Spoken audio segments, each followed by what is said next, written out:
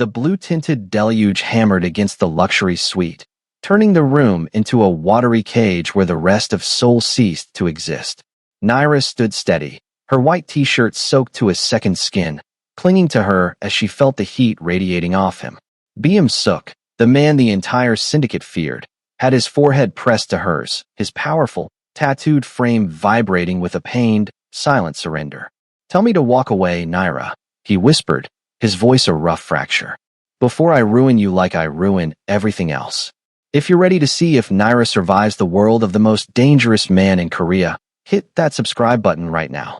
Comment risk if you'd stay, and smash that like button because this story is about to get intense. You don't want to miss what happens next. She should have run. God, she should have. 17 women before her had seen the manhood of the boss and fled in terror. But Naira wasn't just any woman. She was his anchor. That was the arrangement. She would provide the emotional stability he needed to keep his throne, and in return, he would be her shield.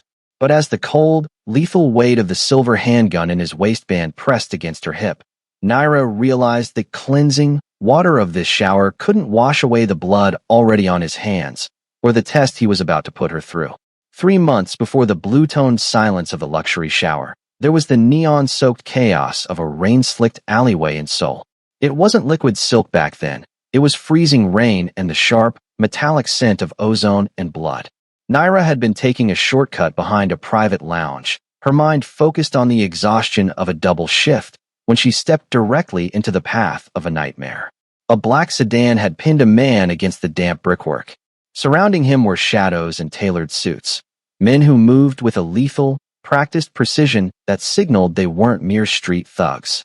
In the center of the circle stood the boss. Suk didn't have his eyes closed in pained surrender then. They were cold, obsidian shards, fixed on the man gasping for air at his feet. One of Suk's hands was wrapped around the man's throat, the intricate black ink on his knuckles appearing to writhe under the flickering orange streetlights. When the sound of Naira's footstep on a stray metal grate echoed through the alley, the few other witnesses, a delivery driver and 2 late-night revelers, scattered like shadows at dawn. They knew the unspoken rule of the city. You do not look at the king of the underworld when he is working. You run, and you keep running until your lungs burn. But Naira stayed. Her heart hammered against her ribs, a frantic bird in a cage, yet her legs remained rooted to the wet asphalt. Suk dropped the man and turned. He moved with the slow, predatory grace of a wolf that knew the forest belonged to him. His men stepped forward to remove the nuisance, but Suk raised a tattooed hand, stopping them in their tracks. He walked toward her until the scent of expensive cologne and cold rain filled her lungs. He expected her to tremble. He expected her to beg. He expected the same terrified flight he had seen in every other woman who had ever glimpsed the monster behind his suit. Instead, Naira tilted her chin up. She didn't look at the silver handgun tucked into his waistband or the blood staining his cuff. She looked directly into the hollow, exhausted darkness of his eyes. She didn't blink. In that moment of silent, reckless defiance, the monster met the anchor. Suk froze, his breath hitching as he saw something he hadn't encountered in years, a person who wasn't afraid of him. He didn't see a victim, he saw a mirror. The expected knock never came. Instead, Naira found Suk sitting in the dim light of her small apartment, a silhouette of sharp angles and expensive fabric that felt entirely too large for the room. He wasn't holding a weapon. He was holding a thin file, her life summarized in a few pages of cold data. 17 women, he began, his voice like the low hum of a distant engine. That is how many have stood where you stood in that alley. Some screamed. Most ran. All of them eventually broke. He looked up, his obsidian eyes scanning her face for a flicker of the terror he was used to harvesting. Naira didn't give it to him. She set her keys on the counter, the metal clinking against the cheap laminate. "And you're here to see if I'll break too?" "No," he said, standing slowly. He moved toward her, stopping just at the edge of her personal space. The air between them grew thick, charged with the same electric tension of the rain-soaked night they met. The syndicate sees me as a liability. They see a man who has lost his center, a beast with no leash. My rivals smell blood because they believe my intensity, what they call my manhood, has finally made me volatile. They think I have no one to return home to, No one to ground the darkness they fear will eventually consume me. He paced the small space, his tattooed neck flashing under the yellow glow of her overhead bulb. I don't need a lover, Naira. I need an anchor. Someone whose eyes don't shatter when they look at me. Someone whose composure can convince the world that I am a man who can be governed. An arrangement, she whispered. It wasn't a question. A contract, he corrected. You walk by my side, you sit at my table, and you look at me exactly the way you did in that alley. In return, your debts vanish. You will have a life of absolute stability, provided you can handle the instability of mine. Naira looked at him, really looked at him. She saw the exhaustion he tried to hide behind the violence. She was a woman who prided herself on her strength, but this was a leap into a dangerous abyss. She knew her fearlessness was a gamble, yet the thought of being the only one to stay was a siren song she couldn't ignore. What happens if I can't anchor you? She asked. Byam Suk leaned in, his breath warm against her ear. Then we both drown. The grand ballroom of the Latte Hotel didn't feel like a celebration. It felt like a gladiator pit lined with gold leaf and crystal. Naira walked in a gown of deep emerald, the silk whispering against her legs. But her true armor was the steady, unwavering rhythm of her heart. Beside her, Byam Suk was a monolith in charcoal wool. His hand was a heavy, possessive weight at the small of her back, his fingers grazing the skin just above the fabric, a constant reminder of the tether between them. The air in the room changed the moment they crossed the threshold. The low hum of elite conversation died, replaced by a sharp, collective intake of breath that rippled through the crowd. The vultures, the lieutenants, the bored socialites, and the power-hungry rivals of the soul underworld watched them with predatory curiosity. They had all heard the whispers of the woman who hadn't run. They were waiting for the crack in the porcelain, the moment she realized she was standing next to a live wire. So, this is the one, a voice rasped, cutting through the tension. It was Elder Min, a man whose smile never reached his milky, calculating eyes. He stepped into their path, a glass of amber liquid held loosely in his hand. He looked Naira up and down, his gaze lingering with a deliberate, insulting slowness. She has a certain resilience.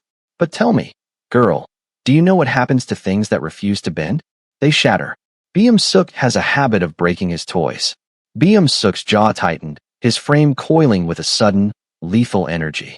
The monster was rising to the surface, ready to tear the disrespect from the old man's throat. But Naira didn't wait for his protection. She didn't flinch.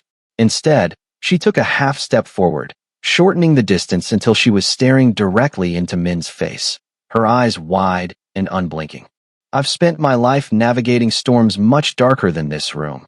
Elder, she said, her voice a calm, low melody that carried across the silent circle. A little wind doesn't frighten me. And as for shattering, perhaps you should worry about the floor beneath you before you concern yourself with my foundations. She didn't look away. She didn't blink. The silence stretched until Min finally gave a stiff, begrudging nod and stepped aside, the vulture's wings clipped by her sheer composure. As they moved toward the center of the room, Byam Suk leaned down, his lips ghosting against her ear. You were supposed to be the mask, Naira, he murmured, a rare trace of genuine wonder filtering through his voice. But I think you might be the blade. For the first time, the syndicate didn't see a liability. They saw a boss who had finally found an anchor made of the same iron as his throne. The transition from the neon-lit ballroom to the hushed, mountainside estate of Madame Kong felt like stepping out of a storm and into a tomb. The air here was thick with the scent of sandalwood and old secrets, a silence so heavy it made Naira's ears ring. Byam Suk remained in the courtyard, a dark silhouette against the white stone, leaving Naira to face the woman who had built the throne he now occupied. Madame Kong sat behind a low tea table, her silk robes flowing around her like a pool of ink. Her face was a map of ruthless survival, eyes sharp enough to cut through the composure Naira had worn so well. For a long moment, the only sound was the delicate pour of tea into ceramic cups. He calls you his anchor, Madame Kong said, her voice a dry rasp that carried the weight of decades. A poetic sentiment for a man who is essentially a sinking ship. Naira didn't reach for the tea. She kept her back straight, her gaze fixed on the older woman. He says I am the only one who hasn't run. Madame Kong let out a short, mirthless laugh. 17. That is the number Byam Suk carries. 17 women who thought they were strong enough to love a hurricane. Some were more beautiful than you, some were more cunning, and a few were just as brave. But they all broke, Naira. Not because of his enemies, and not because of his fists. She leaned forward, the shadows of the room deepening in the folds of her face. They broke against his intensity. There is a gravity to BM Suk, a manhood that is less about strength and more about a bottomless, aching need for a peace he can never find. He is a man who loves with the same violence he uses to kill. He doesn't just want a partner, he wants to be consumed. He will pull you into the deepest parts of his soul, and when you realize there is no oxygen left for you, you will try to swim for the surface. That is when the breaking happens. Naira felt a chill that had nothing to do with the mountain air. She thought of the way BM Suk had looked at her in the alley, not with malice, but with a desperate, silent plea. I am not them, Naira said, her voice steady despite the weight of the warning. They all said that, Madame Kong whispered, pushing a small, weathered jade charm across the table. Just remember, an anchor that stays down too long eventually becomes part of the wreckage. You think you are saving him, but have you asked yourself who is going to save you?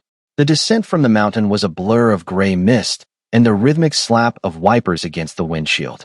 Inside the car, the silence was suffocating, charged with the ghosts of the 17 women Madame Kong had invoked.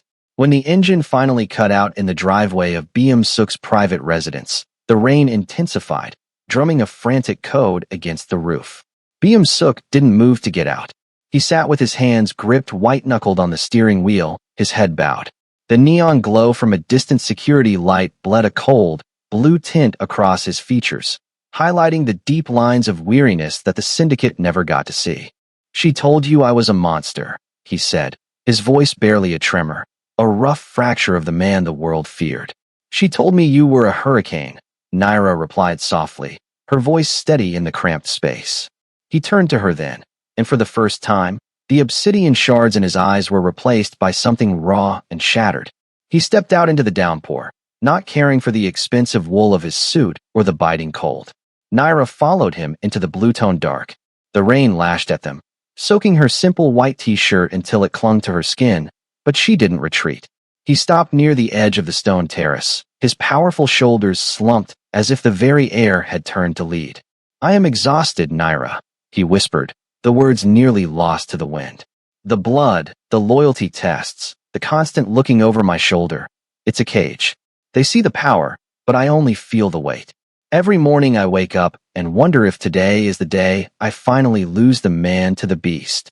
He reached out, his tattooed hand trembling as he touched her cheek. They all ran because they saw the monster. But you look at me like I'm still human. Naira stepped into his space, closing the gap. She reached up, placing her hand flat over his heart, asserting a quiet, emotional control that stilled his shaking frame. Under her palm, his heart was a thudding, frantic thing, but as her eyes remained wide and fixed on his, the rhythm began to slow. In that rain-slicked world, the violence of his life felt like a distant fever dream. For the first time, BM Suk leaned his forehead against hers, his eyes drifting shut in a moment of pained surrender. He wasn't the boss in that moment. He was a man finding his first breath of oxygen in years. Naira didn't just anchor him. She became the only place where the storm didn't reach. The peace of the rain was a lie, a fragile glass ornament that shattered the moment BM Suk stepped back into the sterile, fluorescent glare of his world. In the quiet hours of the night, while Naira slept with the steady, rhythmic breathing of a woman who had finally found her place, BM Suk sat in his study, the blue light of a dozen surveillance monitors reflecting in his obsidian eyes. The monster within him didn't know how to live in the silence. It only knew how to survive in the siege. The paranoia began as a cold itch at the base of his skull. He had seen the face of a god in the rain, but the devil in his blood wouldn't let him believe it was real. She will leave, the voice whispered. They all did. He decided he wouldn't wait for the heartbreak to surprise him. If she was going to break, he would be the one to apply the pressure. The experiment was surgical. It started with the feeling of being watched, not by him, but by shadows he orchestrated. A black SUV with tinted windows began to tail Naira's bus, never pulling away, always lingering just long enough to be a threat. Then came the anonymous envelopes left on her doorstep, grainy photos of her in the alleyway, her face circled in red ink. He watched her through hidden cameras as she opened them, his breath hitching, waiting for the familiar scent of fear, the frantic packing of bags, the phone call to the police that would prove she was just like the 17 who came before her. But Naira didn't pack. She didn't cry. She sat at her kitchen table, the terrifying photos spread out before her like a deck of cards, and she simply looked at them with that same unblinking, wide-eyed composure. She was observant enough to feel the trap closing in, yet fearless enough to walk through it. Byum Suk watched her from the shadows of his office, his tattooed hand gripping a glass of whiskey so hard it threatened to crack. He was the one orchestrating the terror, the one pulling the strings of the scare tactics. Yet as he saw her refuse to flinch, his heart ached with a toxic mixture of admiration and deepening madness. He was subjecting her to the very danger he had promised to protect her from, all to see if she would stay. He told himself it was a loyalty test, but in the dark, he knew the truth. He was trying to ruin the only thing that had ever made him feel human, just to prove he was right about being a monster. The rooftop bar was bathed in a deep, sapphire neon that turned the falling sleet into shards of floating glass. They were supposed to be negotiating territory, but the air was thick with something far more volatile than business. Opposite them sat Park, a rival whose ambition was as loud as the gold chains around his neck.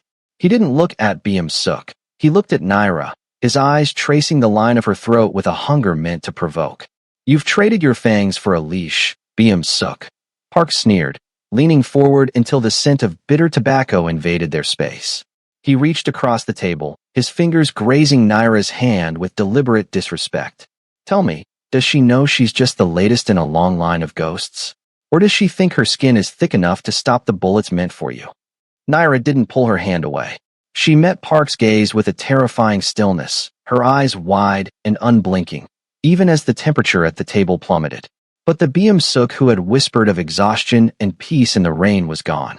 In a movement too fast for the eye to track, the monster reclaimed its throne. Byum Suk didn't use the handgun in his waistband. He used the raw, tectonic fury of his own body. He vaulted over the table, his tattooed arm a blur of ink as he pinned Park against the ledge of the rooftop, 20 stories above the soul traffic. The sound of bone meeting granite echoed over the city's hum. It wasn't a clean, cinematic fight. It was a brutal, systematic dismantling. Byum Suk's face was a mask of cold, unholy intensity, the terrifying manhood that had sent 17 women screaming into the night. When he finally stepped back, his knuckles were split, and his breath came in jagged, predatory lunges. Park was a heap of groans and broken pride. Byum Suk turned to Naira, his eyes still dark with the high of the hunt. He expected to see the back of her emerald gown as she fled toward the elevator. Instead, she stepped into the circle of his violence. She reached out, her fingers steady as she wiped a spray of blood from his cheek. She didn't look at the ruin he had made of the man at his feet. She looked into the heart of the beast. For a heartbeat, the air was static. Then he pulled her into a kiss that tasted of iron and salt, a lethal, desperate collision. The mask hadn't just slipped. It had burned away, leaving her with the raw, terrifying truth of the man she was anchoring. The water fell like heavy rain, a blue-tinted deluge that blurred the edges of the luxury suite until the world outside the glass walls ceased to exist. In the steam and the silence, the cleansing was supposed to be complete. Byum Suk's forehead pressed against Naira's, his eyes squeezed shut in a pained surrender that felt like the end of a war. His powerful, tattooed frame trembled against her, the ink on his skin appearing to bleed into the shadows under the sapphire light. "They all ran, Naira," he whispered, his voice a rough fracture of the man the world feared. "My world, it's a cage. Tell me to walk away before I ruin you too." Naira didn't move. Her white t-shirt was soaked, clinging to her skin like a shroud, but her eyes remained wide, fixed on him, the anchor in his storm. Her hand was flat and steady over his heart, feeling the frantic, guilty thud of a man who had finally been cornered by his own ghost. But as she leaned into him, the cold, lethal weight of the silver handgun tucked into his waistband pressed against her hip, a reminder of the violence he claimed he wanted to leave behind. "The SUV that followed me, Byum Suk," Naira said, her voice a calm, low melody that sliced through the sound of the falling water. "The photos on my doorstep. The threats at the rooftop. You told me it was your enemies. You told me you were protecting me from the darkness of the syndicate. Byum Suk's breath hitched. He didn't open his eyes, but his grip on her waist tightened, a desperate, possessive clawing. I waited for you to tell me the truth, she continued, her gaze unblinking. But I realized something when I saw the footage from the lounge. The men in that SUV, they weren't Park's men. They were yours. The silence that followed was heavier than the water. The pained surrender she had seen in him wasn't the exhaustion of a victim. It was the shame of a craftsman. He hadn't been protecting her from a monster. He had been the monster, orchestrating a theater of terror to see if she would break like the 17 women before her. He had manufactured the very danger he used to bind her to him. Naira looked at the silver handgun, the tool of his trade, and then back to the man who claimed to love her. In the blue-toned light, she finally understood the manhood that had scared the others away. It wasn't his intensity or his history. It was the fact that his fear of being unlovable had made him a man who would set the world on fire just to see if she would stay in the flames. The heavy click of the door was a finality that the loudest gunshot could never achieve. In the luxury suite, the blue-tinted steam began to evaporate, leaving behind only the cold, sterile smell of expensive marble and the damp weight of clothes that would never quite dry. Byum Suk stood in the center of the room, his head still bowed, but there was no one left to lean against. He reached for the silver handgun at his waistband and set it on the vanity. It looked smaller now, a heavy, useless piece of metal that had failed to protect him from the one thing he actually feared, himself. He had spent his life building a fortress of violence and paranoia, convinced that his manhood was a weapon that made him untouchable. He had manufactured a storm to see if Naira would weather it, never realizing that by doing so, he had become the very wreckage he promised she would never be. He was changed.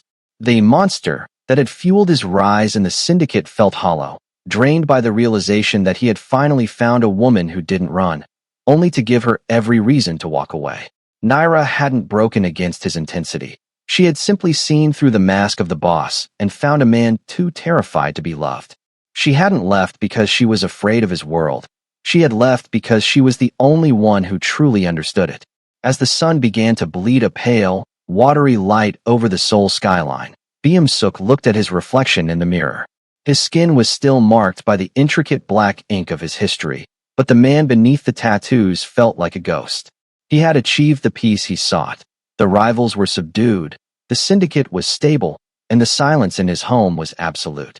But as he looked at the empty space where Naira had stood, the only person brave enough to look him in the eye and see a human, he finally understood the true price of his crown. The 17 women before her had fled from the shadow of the boss. But Naira, the 18th, had stayed long enough to see the man, and that was the greatest casualty of all. Byum Suk was finally an anchor, but he was resting at the bottom of an ocean of his own making, alone in the blue-toned dark.